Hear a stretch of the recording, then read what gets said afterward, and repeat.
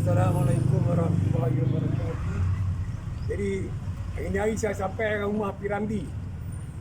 Rumah ni lah rumah Piramli. Rumah tengok atas apa? Dia punya atas apa? Atas daun kan. Apa ni kawasan dia? Piramli ni rumah Piramli. Tengok suasana rumah ni rumah dia. Ni tengok mai sini. Mai sini tengok ni punya apa? Ni sendiri dia ni tengok.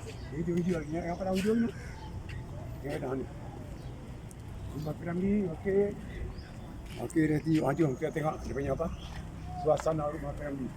Ni kisah rumah Piramli ni kita tengok orang sini kami kat Pulau Pinang ni. Buat lautan kat Pulau Pinang. Rumah Piramli tengok orang tengok petingkat ni, dia orang petingkat. Suasana rumah Piramli ya. Cantik ni. Ni tengok ni cantik. Ni. Tadi tengok ni. Lautan ni daripada Sabah kan? Daripada mana? Oh, Sekijan. Nah, Sekijan dekat ni. Oh, Sekijan tu Tuan Abdul Ahmad ada. Okey, di rumah Piramli. Okey, tuan akak di bawah pun akak dia juga. Akak dia jugalah. Okey, bawa rumah tengok. Tak suka Piramli ambil semua. Suasana jom kita tengok kata ni. Nanti suasana bawah tu.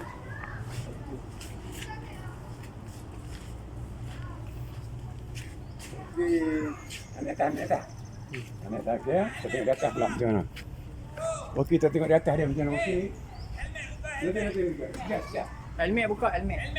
Oh, ada buka. Okey, buka dia. Helmet. Jangan buat undang-undang. Nek. Okey. Ada masuk rumah Piramli. Tu dia orang buat. Ni rodio lama. Rodio lama dia. Ni pokok bunga dia ni. Tengok di atas ni. Ni dapur dia tengok. Dapur dia. Dalam dapur dia. Malam ni ya. Dapur. Okey. Dapur dia. Pasal dapur ni bilik tidur dia. Ni katil macam katil kami lama dulu lah. Katil zaman dulu. Okey ya. Kita nak matikan dah. Okey. Matikan dah. Okey lah. Matikan kami. Nanti buka tu lah. Jom. Ada anak jos ke? Okey. Jangan dia okey.